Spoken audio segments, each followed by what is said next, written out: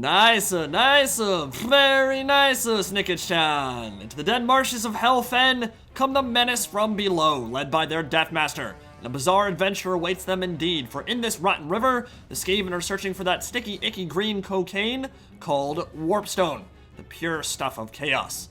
But they might have delved too greedily and too deep, for in their quest for riches and plunder, they have awoken something in the darkness, a creature that might cause even the bravest ratmen to turn tail and run flee. The Warp Chicken has arrived. Sarthorael the Everwatcher, Lord of Change and Greater Demon of Tzeentch, leads his spawn of chaos in a battle of pure, unadulterated evil. King of the Dead leads the Skaven in this one against XMT Happy Puppy and the Warriors of Tzeentch. In the rear of the Raki Horde, got a Warp Lightning Cannon protected by the Council Guard Albino Stormvermin, unbreakable in defense. Has a lot of weapon teams on the field, 2 Warp Grinders and 2 Deathglow Bombardiers, which is a great way to keep them alive. Pop those Warp Quakes and Seismic Snares anytime a unit threatens to swarm your bomb throwers and make good on your escape.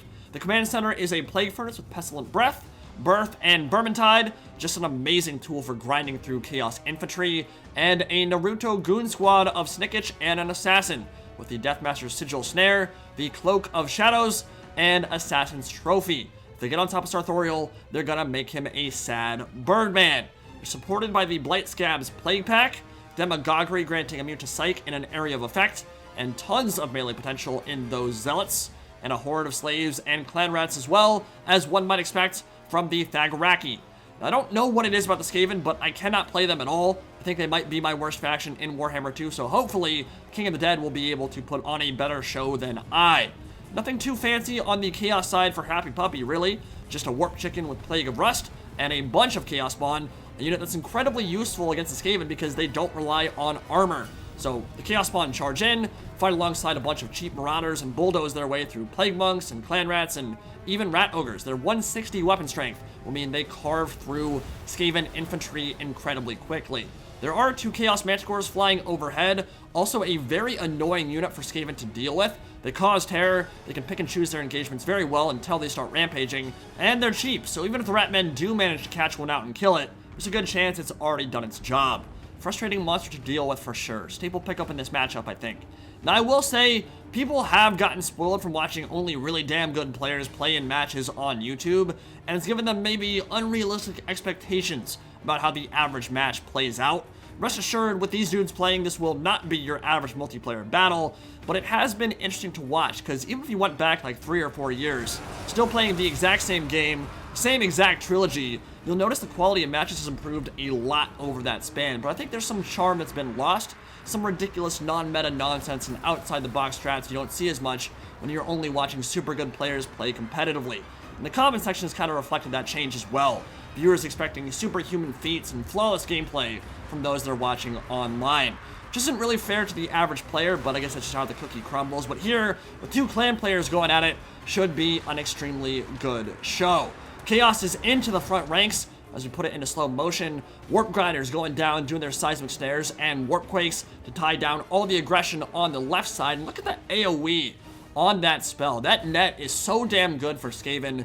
Definitely one of the best DLC tools they've received, and that's saying a lot considering how much love they've gotten in their DLCs, but it can also be comboed with Deathmaster's Sigil, which means that Sarthorael needs to be very careful when he decides to get aggressive. Assassin and Snicketcch closing the gap on him, while Marauder Horsemen patrol in the rear and look for an opportunity to tie down the weapon teams. Deathglow Bombardiers and the Warp Lightning Cannon blowing up stuff in the central engagement, while the Plague Furnace rains down disgusting buboes and pestilence upon his enemies. Like I said, super good for killing hordes of Chaos Infantry, whether they be high tier or low tier, it matters not, while the Blight Scab's Plague Pack will absolutely eat Marauders alive in a frontal engagement. That is going to be a huge issue for Chaos this game, because those guys will rip up Chaos Warriors, Marauders, even Chaos Spawn if they're supported well, and there's plenty of support on the field right now. The Assassin and Snicketcch combo going after the Birdman, and the Warp Chicken is down to half HP already, but nice rear charge from Happy Puppy into the Deathglow Bombardiers, tying down some of the range stuff. And this is the issue I always have when I'm playing Skaven, is keeping your weapon teams alive. It feels so simple for an enemy who's good at the game and has a lot of mobility to get in and tie down your high-value units. And if you lose all your Deathglow Bombardiers and Warp Grinders early, gonna be pretty challenging to come back from such a blow. Both players imposing their will on the battlefield up to this point. Chaos has done a good job getting their Chaos spawn into the infantry. They're chucking through them relatively quickly, and Tzeentch and the Assassin Goon Squad are caught out here. Two Manticores, both very healthy, full HP essentially, and Sarthorael teaming up, and with that Plague of Rust, that'll make the Manticores deal even more damage, summoning some Tzeentch lightning into the midst of this brawl. Manticores are going to be a huge threat to Tzeentch. He doesn't have a lot of armor, and if he gets rear charged by them, yeah, he can get messed up pretty bad. He's dealing with the Marauders, getting them off the Warp Lightning Cannon for now, but the Assassin caught out by that Goon Squad. He might not be long for this world, and indeed, he is already down past half HP and might rout off relatively quickly alongside all those Skaven slaves and clan rats.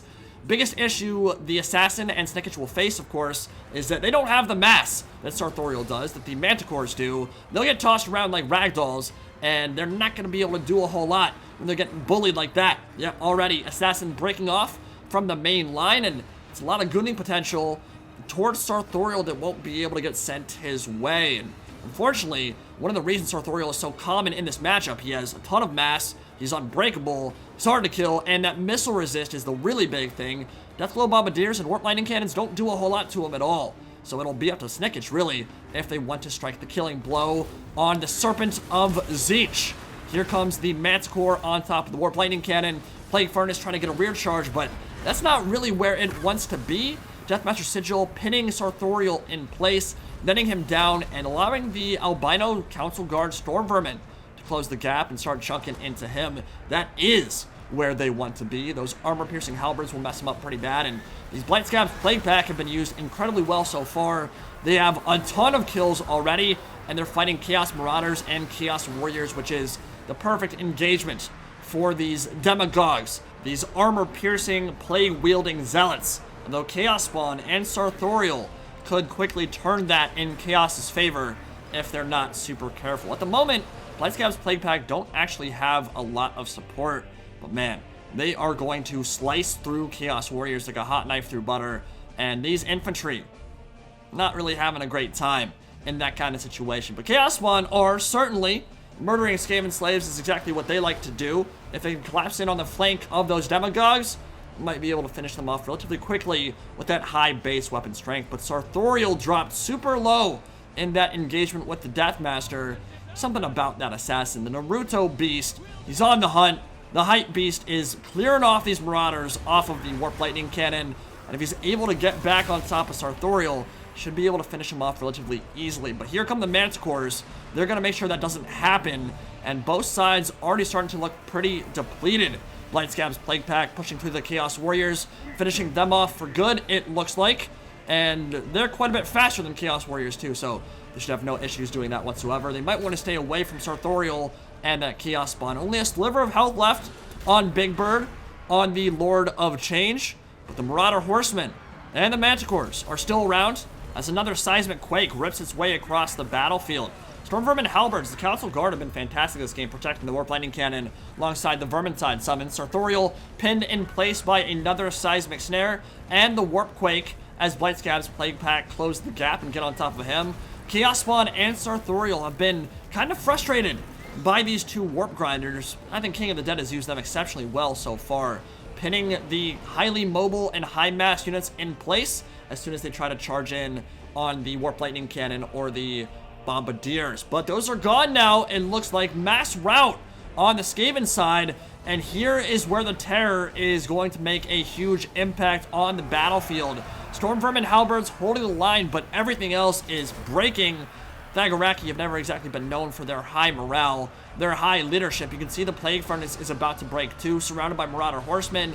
Manticore's charge from behind should be enough to rout it off, and we might not see that Plague Furnace again. Blightscab's Plague Pack holding on, but they're fighting Chaos Spawn, not really the engagement they want, and the Manticore breaking off too. So both sides losing a lot of their important units to routes here, but Chaos still has their Lord. He's unbreakable. The Lord of Change stomping his way back. I think he's only on 200, 250 HP at this point. A stiff fart would blow him over.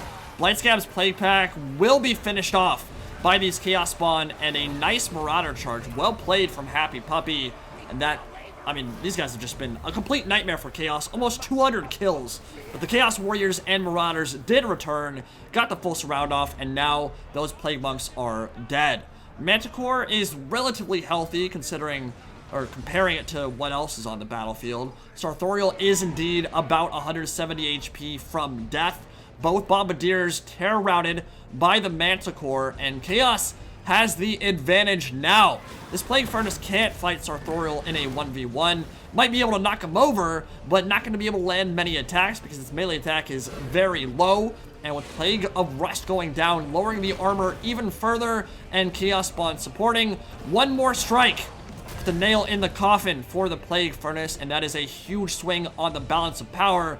Chaos might have this one. The only thing left for the Skaven is the Warp Lightning Cannon. Somehow that crew is still alive. I have no idea how. King of the Dead has done an amazing job keeping it online, and the Council Guard, who have held the line this entire time. They're turning. Sarthorael would be better served hiding in the woods at this point. You're not going to rout off the Storm Vermin. You're not going to cause terror against them. Keep him away, and the Lord of Change, the Warp Chicken, falls.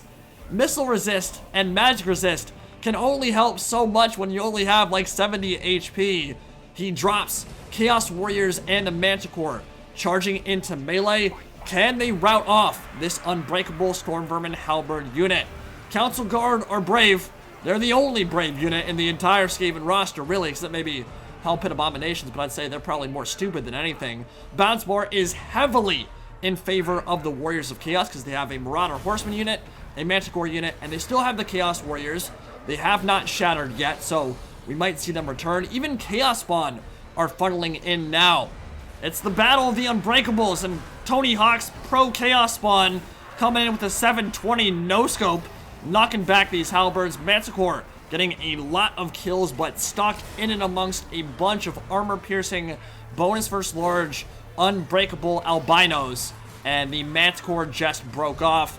Chaos Spawn must fight the halberds. There's nothing for it. They have to go in and deal with them here, although of course they would like an anvil from these Marauder Horsemen first to take the focus off of them. Nice charge coming in from Happy Puppy. He's committed everything. The Chaos Spawn finally dead. The entire unit killed off. Only a sliver of HP left on these Albino Guard, and the bounce bar is literally 90-10 in favor of the forces of Chaos. And it doesn't look like these halberds can hold the line any longer. I mean, they will fight till the death, but there's only like 15 or so models on them. 25, 24 now. They're breaking off the Marauder Horsemen. They've still got a chance. The biggest issue for Chaos right now is that all these units are coming back piecemeal. Might want to exercise a little bit more patience and wait until everything that will return does return, not commit them to the fight until everything is ready for that full surround and that final charge from all sides.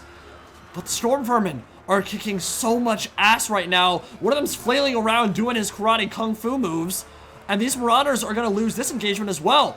The Storm Vermin are beating back the tides of Chaos, dealing with the horrors of the warp one after another, and the Norscan Marauders cycling in after them. And even though the bounce bar is 90-10, the Storm Vermin win. They come back and they carry the Thagaraki to a hard-fought and well-deserved victory. My lord, they had 100 HP at the end of that game and managed to hold. Killed off the Chaos Spawn, killed off the Marauders, routed off the Manticore, and they won the game. That was insane to watch. And really well played from King of the Dead and Happy Puppy. A great show indeed. And I gotta say, the Skaven are a super weird multiplayer faction. I think a lot of people think of them as this uber tier force because they see them win a lot of battles on YouTube. And I think there's some truth to that. I think they are an exceptional race, but only in the hands of an exceptional player. The average person simply cannot do what is required to make the Skaven succeed frequently on the battlefields of Warhammer 2, at least in my opinion. I think they are a very high skill cap race that requires great positioning, great use of very squishy units to really make the most out of them. And we saw that there. The Warp Grinders always in the right spot to pin down Sarthorael or the Chaos Spawn or the Marauders. The combination play between the Seismic Snares and the Deathmaster's Sigil, which pinned Sarthorael in place and got a lot of good damage on him as he jumped in and tried to shut down all the things in the rear, and just the ability to keep your weapon teams online so they can actually deal some damage. It's all very difficult. It's challenging as a Skaven player because you don't have a lot of mobility, and you do have a lot of fragility. A lot of your units are just squishy as balls, and we certainly saw that there. But there's one unit the entire game that was not squishy, and it was the Council Guard. The Storm Vermin Halberds, the unbreakable ones that just held the line against every terrifying creature from the warp, racked up 100 kills, so much value from them, and they ended up winning the game. Super fun to watch. Really well played from both Happy Puppy and King of the Dead. Hope you guys enjoyed it. Hope you guys enjoyed that 180 kills in the Blight Scabs Plague Pack as well, and the 240 or so on those Chaos Spawn. And I'll see you next time. Indie Pride, signing out for now.